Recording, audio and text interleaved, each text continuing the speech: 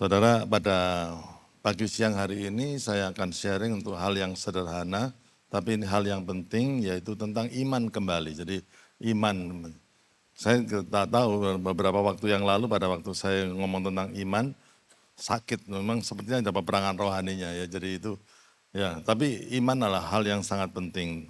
Renungan kita terambil dari Injil Markus pasal yang ke-10 ayat 46 sampai ayat yang ke-52. Saya akan bacakan untuk saudara. Ini tentang cerita seorang yang bernama Bartimeus. Ayat 46 dikatakan, lalu tibalah Yesus dan murid-muridnya di Yeriko. Dan ketika Yesus keluar dari Yeriko bersama-sama dengan murid-muridnya dan orang banyak yang berbondong-bondong, ada seorang pengemis yang buta bernama Bartimeus, anak Timeus. Duduk di pinggir jalan, ayat 47, ketika didengarnya bahwa itu adalah Yesus orang Nazaret, mulailah ia berseru, Yesus anak Daud, kasihanilah aku. Ayat 48 dikatakan, banyak orang menegurnya supaya ia diam. Namun semakin keras ia berseru, anak Daud, kasihanilah aku. 49 dikatakan, lalu Yesus berhenti dan berkata, panggillah dia. Mereka memanggil orang buta itu dan berkata kepadanya, kuatkan hatimu, berdirilah, ia memanggil engkau. Lalu ia menanggalkan jubahnya, ia segera berdiri dan pergi mendapatkan Yesus. Ayat 51 dikatakan, tanya Yesus kepadanya, apa yang kau kehendaki supaya aku perbuat bagimu? Jawab orang buta itu, Rabuni, supaya aku dapat melihat. Lalu kata Yesus kepadanya, pergilah, imanmu telah menyelamatkan engkau. Pada saat itu juga melihatlah ia, lalu ia mengikuti Yesus dalam perjalanannya. Sampai di sini pembacaan firman Tuhan. Saudara, topik iman ini adalah topik yang perlu diulang-ulang terus untuk kita pelajari dan kita ingatkan. Karena tanpa kita sadari, kita ini bisa hidup dengan perasaan kita. Bedanya hidup dengan perasaan dan hidup dengan iman itu, yang satu perasaan itu bekerjanya otomatis, tapi iman itu bekerjanya tidak otomatis. Perasaan kita tergantung dari lingkungan sekitar kita. Kita dipanggil bos kita dan kemudian bos kita mengatakan tahun ini tidak ada bonus, perasaan kita langsung sedih. Tetapi iman, you have to activate faith. Saudara harus mengaktifasi iman itu. Hidup oleh iman itu pilihan, saudara. Tidak bisa langsung aja, saudara. Untuk kita harus memilih hidup untuk percaya kepada janji-janji Tuhan, saudara. Itu yang ini. Ada seorang hamba Tuhan bernama Fred Price, itu seorang hamba Tuhan yang luar biasa. Hidup oleh iman itu seperti naik sepeda, katanya begitu. Naik sepeda, terus jalannya agak menanjak. Dan you have to put some effort. Harus ada tenaga yang dikeluarkan terus untuk nanjak begitu, untuk naik. Jadi ada sesuatu yang kita harus sepertinya itu dorong diri kita sendiri untuk bisa mengaktifasi iman yang Tuhan berikan kepada kita. Ya, kenapa begitu penting? Karena itu menentukan segala dalam hidup kita. Ada pepatah yang mengatakan, kalau kamu kehilangan semuanya, dan kamu tidak kehilangan iman, maka kamu tidak kehilangan apa-apa. Ya. Tapi kalau kamu mempunyai segala sesuatu, tapi kamu sudah kehilangan imanmu, you lost everything. Kamu kehilangan segala sesuatu. Karena mungkin semuanya oke, tapi kalau tidak ada iman, pada waktu emergency, pada waktu hal-hal yang terjadi dalam kehidupan kita, saudara, itu kita bisa devastating, kita bisa ambrol. Orang bisa betul-betul hancur hidupnya. Pada waktu saya sekolah Alkitab, saudara, dosen saya masih ingat dosen saya itu profesor dari Amerika, dia ngomong begini. Kita ambil kelas stress and depression. Dia katakan, kamu tahu nggak bahwa setiap saudara, nggak peduli pendeta, nggak peduli jemaat, setiap kita bisa jadi orang gila sewaktu-waktu. Dia ngomong gitu, saudara. Nggak peduli saudara itu pendeta, saudara. Kamu bisa jadi orang gila sewaktu-waktu. Pada waktu kamu tidak sadar, bahwa kamu hidupnya tidak mengandalkan imanmu, makanya berdoa dan berjaga-jaga itu berjaga-jaga dalam iman. Karena anything can happen anytime. Masalah itu bisa datang pada kita setiap saat tanpa kita undang, tanpa kita sadari. Tapi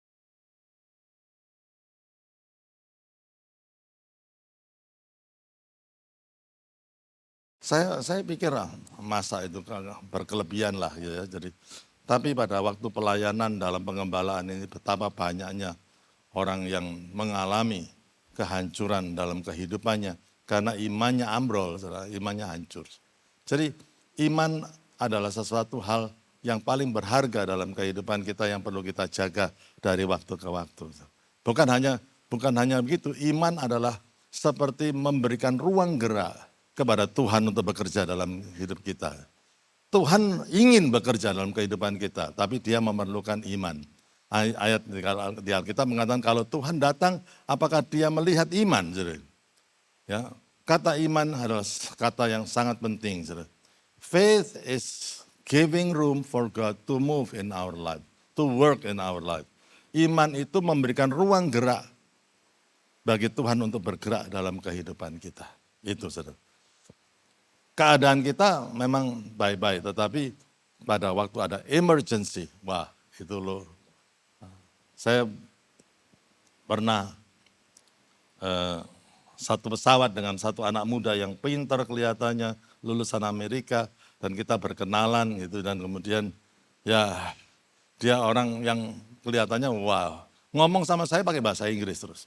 Ya saya jawab pakai bahasa Inggris juga, saudara ya, dan dia kelihatan pintar sekali ini anak. Terus sampai dia tanya pada saya, kerjaanmu apa? Saya ngomong, saya ini pendeta gitu. Terus dia lihat saya gitu dan kemudian di-scan dari atas saya bawah. Mungkin nggak cocok ya profilnya jadi pendeta atau gimana gitu. Dia scan. Terus dia ngomong gini, I don't believe in God. Ya nggak masalah sih, I don't believe in God, ya kamu nggak percaya. Gitu. Wah dia ngomong gini, kenapa gini, itu hanya pelarian dan lain sebagainya. Dan dia ngomong tentang teori Darwin. Mau evolusi dan lain sebagainya. Oke, nggak apa-apa. Ya. Terus sampai akhirnya setelah menjelaskan, dalam bahasa Inggris loh saudara ini. Terus terakhirnya, what do you think? Sekarang kan gantian saya ngomong. Ya toh, nah saya ngomong gini, kamu ini orang yang brilliant. Ya toh. Dalam pelajaran bola voli sebelum nyemes itu harus dilambungkan dulu. Betul nggak saudara? Ya dilambungkan. You are a brilliant young man. Bisa kayak gitu. Tapi saya cuma ngomong gini aja, tapi mungkin dalam hidupmu kamu belum pernah mengalami masalah yang kamu tidak bisa keluar, masalah yang sangat berat di mana kamu tidak bisa berbuat apa-apa kecuali lihatnya itu ke atas. Saya ngomong gitu aja. Langsung orang itu tertunduk saya masih. Dan kemudian dengan maybe. Gitu. Kita bisa membanggakan diri kita. But if we lost our faith, ada emergency datang, kita bisa ambrol dalam kehidupan ini. Itulah sebabnya kita perlu belajar selalu mempertahankan iman. Bartimeus. Mari kita lihat keadaan Bartimeus. Yang pertama dia adalah orang yang tidak punya uang. Karena dia seorang pengemis, betul enggak? Dia tidak punya penglihatan juga, karena dia pengemis buta. Tidak bisa lihat. Ya. Yang ketiga dia tidak memiliki teman. Tidak ada orang yang memikirkan nasibnya. Itulah sebabnya pada waktu dia teriak, Yesus anak Daud kasihanilah aku. Banyak orang yang menyuruh dia diam. Nobody cares. Aduh, saudara coba bayangkan satu kehidupan yang begitu. Saudara saya kenal, saudara tahu semuanya, ada pianis buta yang saya sering bawa ke sini, saudara, namanya Stephen Tanus. Saudara. Dan dia adalah seorang pianis yang luar biasa sebenarnya. Tapi setelah saya mengenal lebih dekat lagi, saudara, saya tidak bisa bayangkan penderitaannya dalam melihat gelap terus sepanjang kehidupannya itu. Kalau dia bisa jadi pianis, itu luar biasa. luar biasa, perjuangan yang luar biasa. Saudara, dan itu saya bisa membayangkan itu. Saudara, kalau kita bisa melihat, menikmati apa yang bisa kita lihat, aduh rasanya itu syukur, alhamdulillah. Saudara. Sungguhan, saudara, itu betul. Saudara. Ya, jadi, saudara, kondisi Bartimius, tapi saudara, keadaan kehidupan manusia itu kita bisa terjebak seperti ini, saudara. Bukan hanya karena sakit penyakit, tapi karena keadaan keluarga, ada masalah kemudian dalam pekerjaan, di mana sepertinya ada dead end, saudara. Ini sudah tidak ada harapan lagi, saudara. Mau berubah gimana, saudara? Tapi disitulah Tuhan itu yang luar biasa. Apa yang tidak mungkin bagi manusia, bagi Tuhan segalanya mungkin. Amin, saudara. Itu, saudara. Jadi, saudara, itulah sebabnya kita perlu belajar tentang imannya Bartimius ini. Yang pertama, saudara. Yang pertama, saudara, dasar daripada iman itu. Ketika didengarnya bahwa itu adalah Yesus orang Nazaret, mulailah ia berseru, Yesus anak Daud kasihanilah aku. Itu ayat 47 dari Markus pasal yang 10 tadi, saudara. Jadi kita namanya eksegesa itu mempelajari ayat demi ayat gitu. Jadi kita menelaahnya. Ayat 47, Yesus anak Daud kasihanilah aku. Jadi perjalanan iman dari Bartimius itu diawali dengan Yesus. Tidak diawali dengan janji manusia, tidak diawali dengan kekuatan dari dirinya sendiri. Dia tahu he cannot do anything. Tetapi di dalam Tuhan itu dia tahu ada harapannya. Yang luar biasa, orang buta bisa ngomong bahwa Yesus itu anak Daud. Dari mana dia belajar? Dia bukan orang Farisi, dia bukan orang ahli Taurat, bukan. Saudara. Tapi rupanya dia mendengar bahwa ada orang yang menyembuhkan orang sakit, lumpuh berjalan dan tuli mendengar. Dan namanya Yesus. Rupanya itu sudah menjadi renungannya sampai dia mengkaitkan, sampai akhirnya dia tahu bahwa Yesus itu keturunan Daud. Saudara, kenapa kok ini ayat kata-kata ini sangat penting? Karena kalau ada orang yang mengatakan Yesus itu anak Daud, dia itu juga percaya bahwa Yesus itu sang Mesias yang akan menyelamatkan manusia. Itu, saudara. Kata-katanya itu begitu luar biasa dari perenungan. Iman lahir dari pendengaran karena pendengaran akan firman Tuhan. Dia mulai dari Tuhan. Saudara, ini saya selalu katakan bahwa there always a new beginning in Christ. Sehancur-hancurnya kehidupan manusia, Tuhan masih bisa memulihkan kehidupan yang hancur itu, saudara. Segala kehidupan yang bisa dihancurkan oleh dosa, tidak ada yang tidak bisa dipulihkan oleh Tuhan. Itu yang harus kita yakini sebagai umat Tuhan. Alkitab mengatakan Yesus itu penjunan dan kita ini tanah liat dibentuk untuk jadi bejana. Bejana itu boleh pecah, saudara. Tapi kemudian dibentuk lagi sang penjunan bisa lebih bagus daripada sebelum, bisa, saudara. Dialah restorer, dia itu Allah yang sanggup memulihkan. Itulah sebabnya gereja ini disebut House of Restoration, di mana Tuhan itu memulihkan. Pemulihan, restorasi itu beda dengan reparasi. Manusia mereparasi, Tuhan merestorasi. Mereparasi itu tidak bisa pulih seperti sedia kala, tetapi saudara, restorasi itu bisa pulih seperti sedia kala, bahkan luar biasa itu. Jadi itu yang keahliannya Tuhan di situ. Saya pergi ke salah satu gereja, waktu itu kita adakan, saya ikut church conference di gereja yang namanya Willow Creek yang di Amerika, dan pendetanya bernama Bill Hybels pada waktu itu.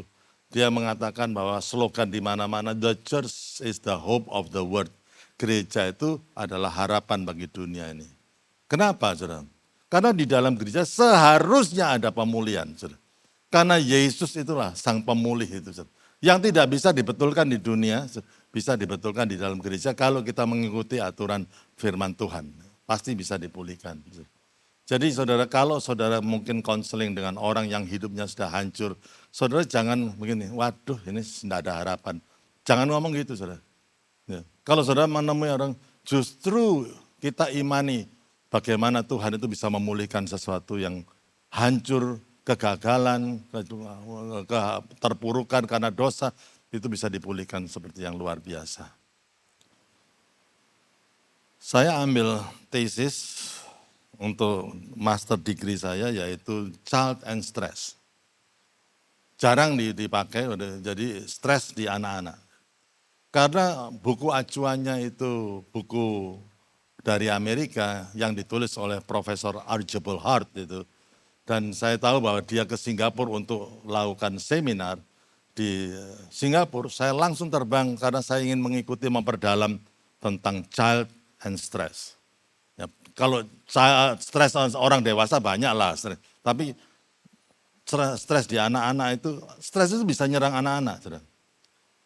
Kalau anak saudara kena depresi, stres itu gerakannya lambat, nangisnya enggak bisa kenceng, itu tanda stres juga dalam diri anak itu juga. Ada banyak hal itu. Nah, dalam seminar itu saya akhirnya melihat ada satu kejadian yang luar biasa. Ada satu supir truk yang bertobat terima Tuhan Yesus dan dia menceritakan tentang kejadiannya. Dia hidup dalam satu keluarga yang baik-baik.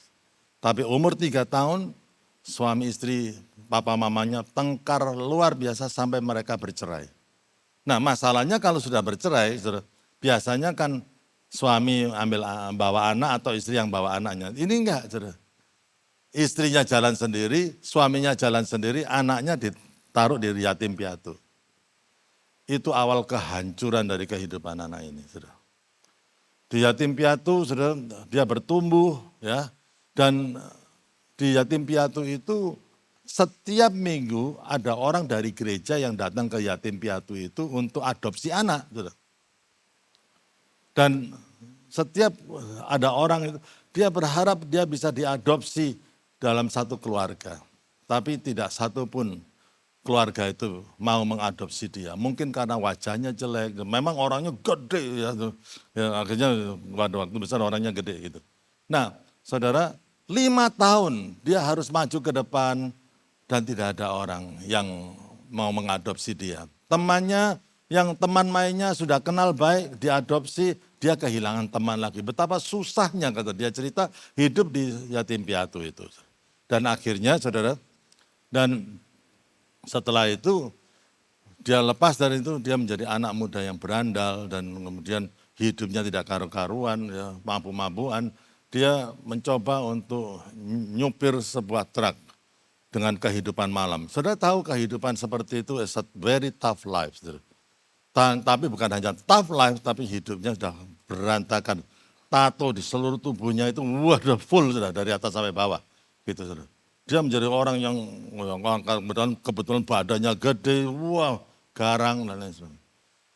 Hidupnya kacau. Saudara. Hidup itu bisa seperti itu. Saudara. Tapi ada seorang teman dia, saudara, yang akhirnya jadi Kristen dan cerita tentang Yesus kepada dia. Saudara. Awalnya memang ditolak. Saudara. Kalau Tuhan Yesus sayang sama aku, kenapa nasibku begini? Saudara. Dan dia jelaskan bahwa Tuhan itu sanggup memulihkan segala sesuatu. Dan akhirnya dia terima Tuhan Yesus sebagai juru selamatnya hari itu. Saudara. Dan dia nangis 3 hari, tidak berhenti. Nangis 3 hari, tidak berhenti. Tapi setelah itu dia menjadi seorang hamba Tuhan yang cerita tentang Tuhan Yesus kemana-mana. Kalau kita pikirkan bagaimana seorang yang hidupnya sedang terpuruk seperti itu, dari broken family bisa dipakai Tuhan secara luar biasa. Bagaimana? Tidak ada orang lain yang bisa mengubah itu, yaitu Yesus. Mulainya dari, itulah dasar iman kita, perjalanan iman kita, dimulai dari Yesus. Ya, ini yang agak lama sedikit, tapi yang lain pendek-pendek ya kita. Yang kedua, tantangan iman. Dan pada waktu dia mulai beriman bahwa kan ada perubahan saudara dalam hidupnya, mulailah ia berseru, Yesus anak Daud kasihanilah aku. Kata selanjutnya apa saudara? Banyak orang menegurnya supaya ia diam. Saudara, ternyata kalau kita menginginkan yang baik, ternyata tidak langsung otomatis datang pada kita. Ada halangannya. Nothing good come easy, contohnya gitu. Ya, dan kita mengharapkan sesuatu yang baik, tetapi itu tidak datang dengan gampang. saudara begini ya, misalkan ini hal yang sederhana aja. Mungkin saudara ngomong dengan diri saudara sendiri, mulai besok ya, aku akan doa jam 4 pagi, dan aku akan doa 1 jam, jam 4 pagi sampai jam 5, nanti aku akan doa jam 4 sampai jam 5 pagi itu seumur hidupku. Waduh, komitmen itu, resolusi mungkin akhir tahun. Ya. Dan apa yang terjadi? Saudara pasang waker, yes pasang waker. Saudara. Tapi pada waktu engkau pasang waker itu, jam 4 pagi wakermu bunyi saudara. Tubuh saudara yang tidak pernah ngomong apa-apa, mendadak itu ngomong yang menghalangi saudara untuk bangun pagi. Pikiran semua, aduh rasanya, kok rasanya kurang tidur ya. Rasanya harus dilanjutkan lagi. Saudara. Pikiran bilang, orang kalau kurang tidur itu nanti bisa sakit loh. Bisa gampang kena flu loh. Ini masuk di sini. Sudah, kamu jangan langsung bangun. Kalau langsung bangun itu nanti pusing, vertigo. Saudara. Lah terus gimana saudara? Ya balik sana bablas sampai jam 6. Saudara. Ya. Tadinya nggak ada masalah dengan tubuh saudara. Ya, you make peace with your body. Ya, saudara aman-aman aja dengan tubuh saudara. Tapi mendadak pada waktu saudara menginginkan satu perubahan yang mendadak itu segala macam dari berbagai macam area itu bisa menentang dan menghalangi kita. Itulah tantangan iman. Saudara. Ya, jadi jalan daripada iman itu bukan lurus mulus, tetapi penuh tantangan. Semakin besar impian yang kita miliki, semakin besar tantangan yang kita hadapi. Semakin saudara terbang lebih tinggi, semakin kencang angin yang saudara harus hadapi. Tapi saudara ingat, banyaknya masalah yang kita hadapi dapat merupakan alasan untuk semakin dekatnya kita dengan mujizat. Itu saudara. Jadi pada waktu saudara mengalami masalah, jangan patah semangat, teruskan aja perjalanan iman saudara, di depan situ akan ada breakthrough yang luar biasa. Amin saudara. Ya. Daya juang iman. Daya juang iman. Ayat 48 kita baca bersama-sama saudara. Banyak orang menegurnya supaya ia diam. Namun semakin keras ia berseru, Anak Daud, kasihanilah aku. Saudara, ada satu kata yang penting ya, kata namun. Kelihatannya kecil satu kata, tapi itu yang membedakan antara orang yang kalah dengan orang yang menang. Orang yang gagal dengan orang yang berhasil. Kata namun. Kata namun ini penting. Dan ini iman tidak mudah putus asa. Tapi iman itu banyak kata namunnya. Aku gagal hari ini, namun aku mau usaha lagi. Ya. Aku putus pacar hari ini. Ada yang putus pacar? Ada yang pernah putus pacar? Tidak ada yang angkat tangan? Ada yang sering memutuskan pacar. Nanti kita baptis rame-rame. Ya. Ya. Terus satu bisa depresi, ya. Tapi yang satu bisa oke lah.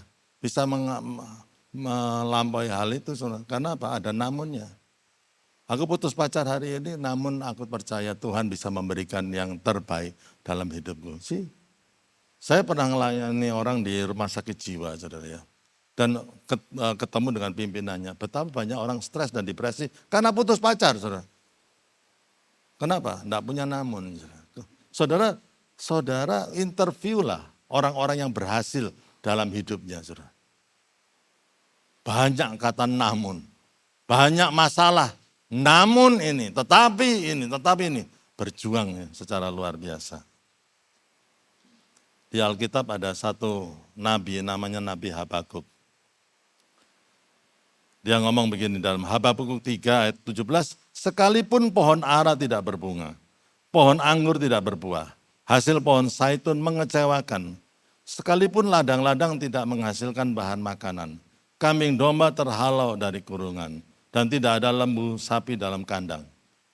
Ini keadaannya bagaimana, saudara? Zaman dulu kalau keadaan begini rasanya itu no hope, no future, no nothing. Sudah tidak ada lagi, saudara. Ya, uang di bank sudah habis semuanya, saudara. Ya, bisnisnya rugi dan lain sebagainya. Ini semua, saudara. Dan ini keadaan yang sangat tidak kondusif untuk bisa menikmati keberhasilan. Tidak ada, saudara. Tapi ayat 18 dikatakan, apa yang dikatakan? Ayat 18 dikatakan apa? Namun, nah, aku akan bersorak-sorak di dalam Tuhan, beria-ria di dalam Allah yang menyelamatkan aku. Masih ada kata namun. If you lost everything, but you don't lose your faith, you lost nothing. But you have everything, you lost your faith, you have lost everything. Itulah sebabnya, saudara. Iman itu, kalau imannya rontok ya hancur hidupnya, saudara. Nah, hidup kita ditopang dengan iman kita kepada Tuhan. Mungkin kita ada up and down-nya, tapi kita akan tetap teguh karena kita itu mempunyai daya juang iman yang luar biasa. Ya. Yang keempat, jeritan iman. Ayat 48 dikatakan banyak orang menegurnya supaya ia diam. Namun semakin keras ia berseru, anak Daud, kasihanilah aku. Lalu Yesus berhenti dan berkata, panggillah dia. Ada seorang yang bernama Bill Gothard. Seorang pengajar Kristen yang luar biasa. Dan dia menulis satu buku namanya The Power of Crying Out. Ya, kuasa daripada jeritan iman itu. The Power of Crying Out. Dan dia katakan bahwa sebetulnya crying out ini sudah hilang di antara banyak umat Tuhan, gereja-gereja. Padahal kalau kita lihat the history of Christianity, historinya dari kekristenan ini saudara, terjadi lawatan, ada kesembuhan rohani, terjadi revival, kebangunan rohani. Di mana-mana di seluruh dunia itu semuanya hasil jeritan kepada Tuhan. Masalah-masalah yang tapi menjerit kepada Tuhan. Dan Tuhan bekerja. Bukan masalahnya, bukan teriakannya yang penting, tetapi jeritan itu tanda daripada keinginan yang paling dalam supaya dia mengalami Tuhan. Itu keinginan yang paling dalam, Saudara. Itu tanda daripada dia ingin memprioritaskan sesuatu yang lain dikesampingkan, hanya ini yang penting, Tuhan tolong Tuhan Yesus. Ya. Tanda bahwa itu urgent untuk Tuhan tolong aku. Itu satu urgency, tanda jeritan itu, saudara. Dan kadang-kadang itu banyak jeritan-jeritan itu hilang dalam kekristenan kita, saudara. Padahal kalau kita tahu dan kita belajar Tuhan tolong aku, kasihanilah, itu kita bisa mengalami banyak hal yang luar biasa dalam kehidupan kita. Bukan tanda bahwa kita lemah, ya, tetapi tanda bahwa kita itu mengandalkan dia untuk menolong diri kita. Saudara, banyak orang kalau bilang, kamu kan kok enggak datang doa malam. Saudara. Aku ini enggak pede Pak Andreas kalau doa itu. Aku titip doa pada Pak Andreas saja. Pak Andreas kalau doa mantep, memangnya aku Pak mantep. Saudara. Itu kan ya enggak, saudara, kan gitu. Dan banyak orang-orang yang konseling, ini curhat enggak apa-apa ya, pendeta curhat enggak apa-apa ya. Enggak apa-apa ya, saudara. Curhat bukan sama jemaatnya orang, kok sama jemaat sendiri. Banyak orang yang konseling, saudara, hidupnya punya banyak masalah, saudara. Saya pikir seharusnya dia datang doa malam, berdoa, menjerit kepada Tuhan, minta tolong kepada Tuhan. Tapi saudara, enggak ada dalam doa malam. Dan minta titip doa. Kita menulis apa beban-beban doa yang perlu didoakan. Yes, saudara. Tapi kalau kita memiliki belajar untuk menjerit pribadi, maka kita akan mengalami Tuhan secara luar biasa. Seorang ibu namanya Ibu Monica. Anaknya hidupnya enggak karu-karuan, saudara. Ya, dan dia berdoa terus.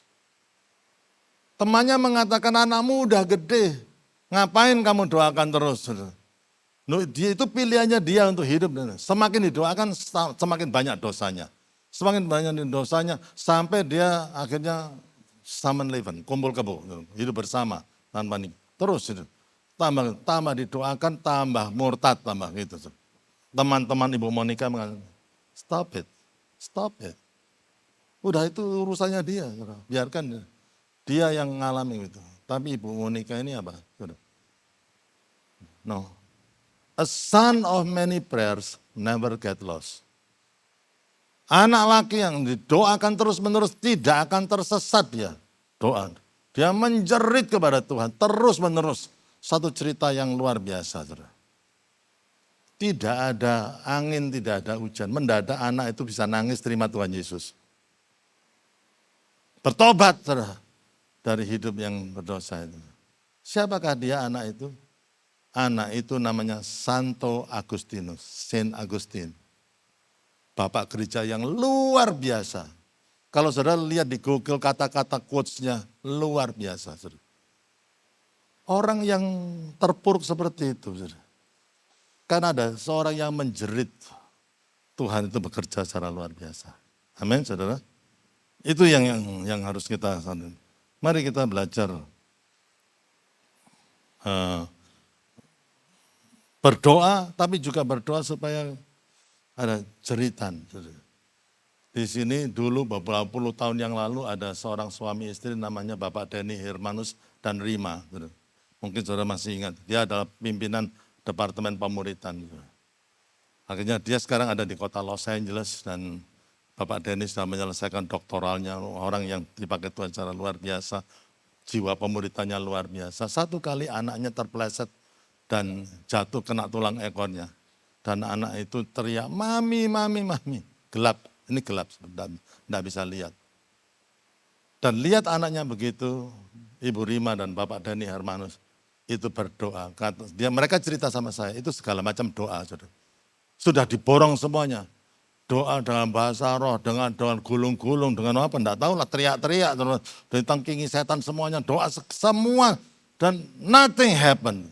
Tapi itu mamanya mendadak, itu melengking, karena dia tidak terima kalau anaknya buta. Pada waktu anak berdoa, terus anaknya ngomong gini, mami terus berdoa, aku lihat cahaya. Itu mamanya segala, usaha energinya. Akhirnya anak itu melihat kembali. Sudah menikah dan tetap tinggal di Los Angeles. That's the power of crying out. Di tempat di mana kita menjerit kepada Tuhan, di situ Tuhan akan melakukan perkara yang luar biasa. Amin, saudara. Amin. Kok rasanya 20% percaya? Saudara percaya Tuhan menjerit jeritan iman kita, saudara? Tuhan menjawab doa kita, jeritan iman kita. Amin. Ya. Kurang menggigit gitu loh saudara. Tuhan menjawab jeritan iman kita. Ya jangan marah gitu loh, jangan gitu aja marah saudara. Yang 5, keteguhan iman saudara. Keteguhan, ayat 49, satu-satu ayat kita bahas. Mereka memanggil orang buta itu dan berkata, kuatkanlah hatimu, berdirilah, dia memanggil engkau. Ini tidak akan lama. Mereka itu siapa? Ya orang-orang itu, saudara. Manusia di situ itu yang tadinya menyuruh dia diam, saudara. Sekarang karena Tuhan yang manggil, ayo ke sana, kamu dipanggil sama Tuhan Yesus. Itulah manusia, sebentar gini, sebentar gitu, sebentar iya, sebentar tidak. Dan itulah sebabnya jangan sampai kita menggantungkan iman kita kepada janji-janji manusia. Manusia mudah berubah, janjinya juga berubah. Saudara. Jadi kita harus teguhkan, tancapkan iman kita kepada pribadi Kristus. Yang ke-6, saudara. Dikatakan yang ke-6, ayat 50, lalu dia menanggalkan jubahnya, dia segera berdiri dan pergi mendapatkan Yesus. Ya. Menanggalkan jubahnya itu menanggalkan jubah apa? Sebetulnya dia menanggalkan itu meninggalkan jubah kemiskinannya dan mengikut Yesus. Itu. Nah zaman dulu orang profesi seorang itu ya ditentukan oleh pakaiannya. Pengemis ya ada jubah pengemis. Jubah raja juga gitu, pada waktu Yesus disalib dikasih jubah ungu itu diolok-olok bahwa dia raja orang Yahudi. Jadi ada jubah Farisi itu juga ada. Seperti kalau di komik-komik silat itu loh, saudara. Sastrawan ya pakaiannya jadi kayak sastrawan. Sampai yang di sini pernah tahu namanya kaipang? Nah, yang jujur cuma beberapa orang. Padahal saya tahu, saudara ngerti. Saudara. Kaipang adalah ya pengemis yang jubahnya compang-camping bajunya, tapi ilmu silatnya tinggi, itu kaipang, saudara. Ya, jadi sama dengan itu. Menanggalkan jubahnya, saudara, itu menanggalkan kehidupan yang lama, saudara, dan pergi. Kelihatannya gampang menanggalkan jubahnya dan pergi untuk mendapatkan Yesus, tapi tidak mudah. Dia harus meninggalkan semua teman-teman pengemisnya. Apalagi kalau kita mungkin dipanggil oleh Tuhan Yesus dan kita nggak langsung ke sana. Kita lihat kaleng uangnya yang untuk orang ngasih itu, dibawa kaleng uangnya daripada diambil orang, saudara. Ya kan, saudara? Ya, segala macam pikiran masih ada di situ. Nah, tapi dia tinggalkan semua. Aku mau satu kehidupan yang baru. Banyak orang tidak mengalami perubahan dalam kehidupannya karena tidak berani meninggalkan yang lama. Rick Warren mengatakan, seorang itu tidak akan menemui daratan yang baru sebelum dia meninggalkan pantai di mana dia tinggal dan mau mengarungi samudera. Gitu. Harus ada begitu, harus ada keberanian untuk hal itu, saudara. Jadi jadi saudara, itulah langkah-langkah iman, saudara ya. Jadi dia berani meninggalkan yang lama. Pada waktu ya saya di sekolah Alkitab juga diajar untuk ilmu counseling ya, bagaimana membimbing orang yang kena masalah dan lain sebagainya. Nah, bagi orang yang gay dan lesbian, saudara, gay dan lesbian, treatment yang penting adalah kalau orang itu bisa meninggalkan komunitasnya untuk gay dan lesbian. Karena orang itu diinjili bagaimanapun juga, tapi kalau dia tidak berani meninggalkan komunitasnya atau persahabatannya, sulit. Dia akan jatuh lagi dan jatuh lagi dan jatuh lagi. Saudara. Tapi begitu orang itu meninggalkan komunitasnya dan berani, maka pemulihan itu bisa lebih cepat terjadi. Saudara, apakah kita berani meninggalkan segala sesuatu untuk mengikut Tuhan? Pada waktu saya mau jadi full time, saudara ya, saya tidak menyangka ini bisa terjadi, saudara ya. Pada waktu saya memutuskan untuk jadi full time, menjadi hamba Tuhan,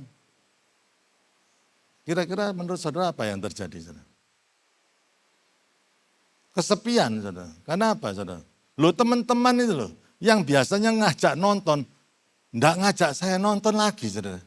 Karena saya pendeta, saudara. Loh, aku ini gak koncomu, gitu loh. Ya, tapi kan sudah pendeta. Loh, dipikir pendeta itu gimana, gitu. Ya toh, gitu. Itu, waduh, rasanya gimana, saudara. Loh, kan kita ini sama-sama manusianya. Amin, saudara. Untung Chris dan Naga itu membawa saya ke MIKJ.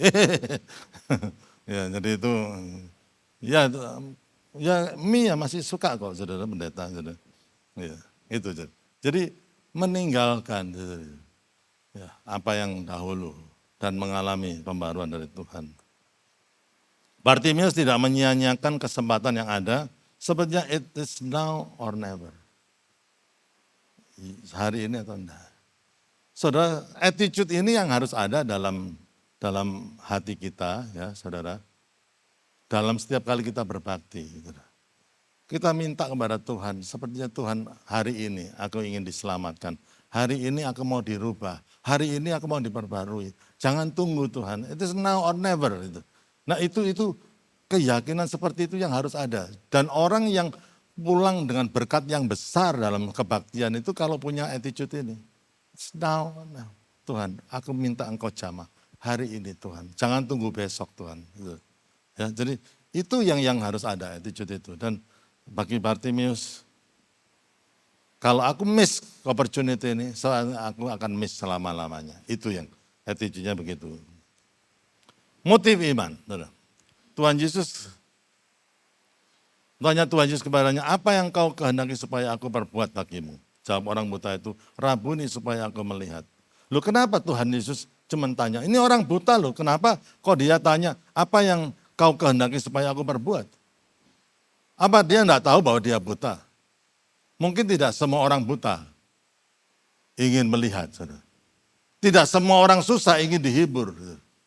Kadang-kadang ada orang yang susah, ya, dia ingin cuma didampingi terus seperti melas terus dan mau dihibur supaya move on. Dia nggak mau move on. Dia lebih senang dihibur terus itu dan tinggal dalam comfort zone-nya. Itu bisa begitu. Saudara. Tapi Bartimeus beda, saudara. Tadi kita lihat bahwa Bartimeus itu dia pengemis, dia tidak punya uang. Dia tidak punya penglihatan, pengemis buta. Dia tidak punya teman. Dia tidak minta Tuhan kasih aku teman supaya aku tidak kesepian seumur hidupku sampai aku mati. Atau dia ngomong Tuhan kasih aku uang supaya aku bisa kecukupan sampai aku mati. Enggak.